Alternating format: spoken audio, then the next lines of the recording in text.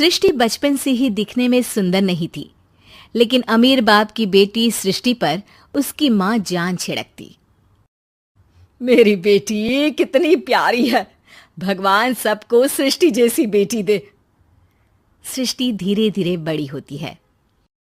एक दिन सृष्टि की सहेली कहती है, तू दिखने में कितनी अजीब सी है, लेकिन मैं जानती हूँ हम सब में सबसे अच्छी शादी तो तेरी ही होगी।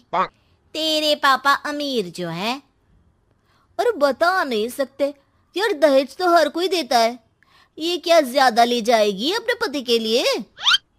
अरे बड़े शहर में कोठी है इसके पापा की। अरे पापा की है ना, कौन सी इसकी है? इसकी होती तब तो कोई भी लड़का इससे शादी कर लेता। अरे पापा की मतलब पापा की है तो मेरी ही है ना? किसने कहा? अब तेरी तो तब होगी ना जब तेरा भाई ना हो। वैसे भी शादी के बाद सारी प्रॉपर्टी भाई के नाम होती है। सृष्टि समझ जाती है कि उसे किसी भी हालत में माँ बाप की सारी प्रॉपर्टी को अपने नाम करना है, लेकिन कैसे? एक दिन सृष्टि का भाई शीनू कहता है, बहन क्या कर रही है? तुझसे एक बात करनी है।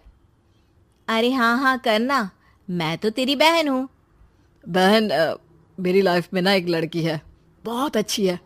मैं सोच रहा हूँ माँ और पापा से बात करूँ शादी के लिए। सृष्टि को समझ में आ जाता है कि भाई की शादी होते ही भाभी उसे एक दिन भी घर में बर्दाश्त नहीं करेगी। क्या बात है भाई, बताना कौन है वो? यार वो बहुत अच्छी लड़की है, पढ़ी लिखी है, मेरे साथ जॉब भी करती है। बस एक प्रॉब्लम है। हाँ प्रॉब्लम? क्या प्रॉब्लम है भाई? यार वो शादीशुदा है, लेकिन उसके पति ने उसे सिर्फ इसलिए छोड़ दिया क्योंकि उसके माँ बाप दहेज नहीं दे पाए। सृष्टि ये सुनकर न जाने क्यों खुश हो जाती है। अरे भाई तो क्या हुआ, लड़की तुझे तो पसंद है ना? शीनू को लगता है कि बहन उसे समझ रही है। वो इस बात से अनजान होता है कि उसकी बहन की मंशा पूरा घर हड़पने की है। सृष्टि अपनी माँ से कहती है, मम्मी मुझे तो बहुत चिंता है। पता है शीनू क्या कर रहा है? अरे क्या कर रहा है? वो तो काम पर जाता है और वापस घर आता है। नहीं ना माँ, वो यही तो नहीं कर रहा, बाकी सब कर रहा है। आपको पता है उससे प्यार है, और वो भी एक शादीशुदा लड़की से। ये क्या हो गया? मैं सोसाइटी में क्या मुंह दिखाऊंगी?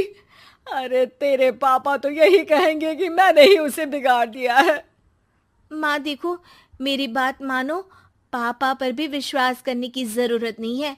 अब आप ही बताओ, पापा इतनी देर घर के बाहर रहते हैं क्यों? बोलो। अरे बेटा वो तो नौकरी करते हैं ना। तू बहुत भोली है माँ। पापा का ऑफिस तो 7 बजे खत्म हो जाता है, लेकिन देखो कितनी देर से आते हैं। अरे नहीं नहीं बेटा, ऐसी कोई बात नहीं है।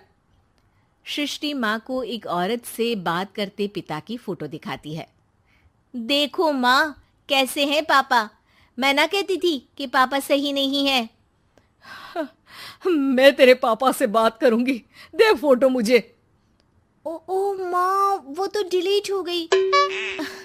लेकिन चल, तूने तो देख लिया ना। पापा से बाद में बात कर लेना, और हाँ मेरा नाम बिल्कुल मत लेना। हाँ माँ। अब क्या था, सृष्टि के माँ और पिता के बीच झगड़ा होना शुरू हो जाता है। सृष्टि के मन में क्या चल रहा था कोई नहीं जानता था।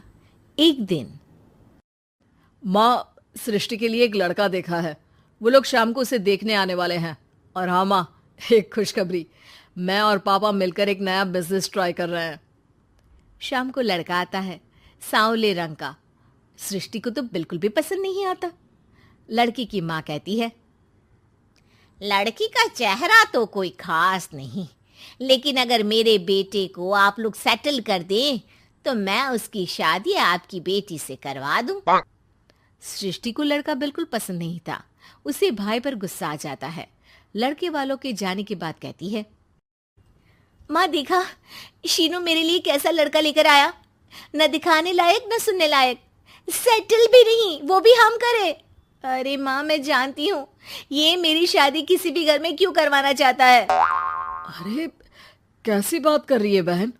तूने तो देखा ना, लड़के को मैंने ही मना कर दिया तुझसे शादी के लिए। जिसने लड़का बताया था उसने उसकी बहुत तारीफ की थी। बात आई गई हो जाती है, लेकिन सृष्टि का मन शांत नहीं होता। क्या करूँ, कुछ समझ में नहीं आ रहा। मेरी शादी हो गई तो ये लोग पूरी प्रॉपर्टी शीनू के नाम कर देंगे। मेरे हाथ तो कुछ लगेगा ही नहीं। तभी सृष्टि को आइडिया आता है। वो किसी वकील को फोन करती है। जी देखिए, अगर आपके मम्मी पापा का तलाक हो जाता है तो आपके पिता की आधी प्रॉपर्टी आपकी माँ के नाम हो जाएगी, फिर उसे वो किसी को भी दे सकती है। सृष्टि अब माँ को बेटे के खिलाफ भरती है। माँ, शीनू पर नजर रखा करो। वो जिस लड़की के प्यार में है ना, वो शादीशुदा है। यहाँ आएगी, सारा पैसा, रुपया, जमीन, जायदाद सब हड़प लेगी। पापा का भी हाल तुमसे छुपा नहीं है। ऐसा ना हो कि मैं और आप एक दिन सड़क पर भीख मांगे। हे भगवान, मैं तो जीते जी मर जाऊंगी अगर ऐसा हो गया तो। ऐसा हो गया नहीं माँ, ऐसा ही होगा। अभी समय है, आगे का सोच लो। मैं तो कहती हूँ पापा से आधी प्रॉपर्टी लेकर अलग हो जाओ। पापा की आधी प्रॉपर्टी भी हम लोगों को अगर मिल जाती है ना, तो अगले 7 जन्म सफल समझो। बेचारी माँ बेटी के कहने पर पति से तलाक लेकर अलग हो जाती है। सृष्टि अब पैसों से गाड़ी और अपने दूसरे महंगे शौक पूरे करने लगी। उसके दोस्त भी उसके पैसे इस्तेमाल करते। सृष्टि, कल तुम कहाँ थी? मैं सारा दिन घर पर अकेली थी। तो मैं क्या करूं? मैंने ठेका तो नहीं लिया है ना तुम्हें संभालने का। माँ को सृष्टि से ये उम्मीद नहीं थी। वो बैठकर रोने लगती है। वहीं उसका पति यानी कि सृष्टि के पिता आ जाते हैं। मैं जानता था कि तुम्हारा यही हाल होगा, तो आपने मुझे रोका क्यों नहीं? मैं रोकता तो तुम रुकती क्या? सृष्टि के कहने पर तुमने मुझ पर, अपने बेटे पर शक किया, लेकिन तुम ये भूल गई कि कैसे हम दोनों ने मिलकर जीवन में इतना सब खड़ा किया। माँ पति के गले लग जाती है।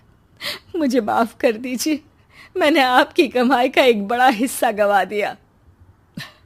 कोई बात नहीं, तुम साथ हो तो मैं ऐसी 7 प्रॉपर्टी खड़ी कर दूंगा। तभी वहां सृष्टि आ जाती है रोते हुए। माँ, मयंक ने मुझे छोड़ दिया। वो बोल रहा था जब तक मेरे पास पैसे थे तब तक ही वो मेरे साथ था।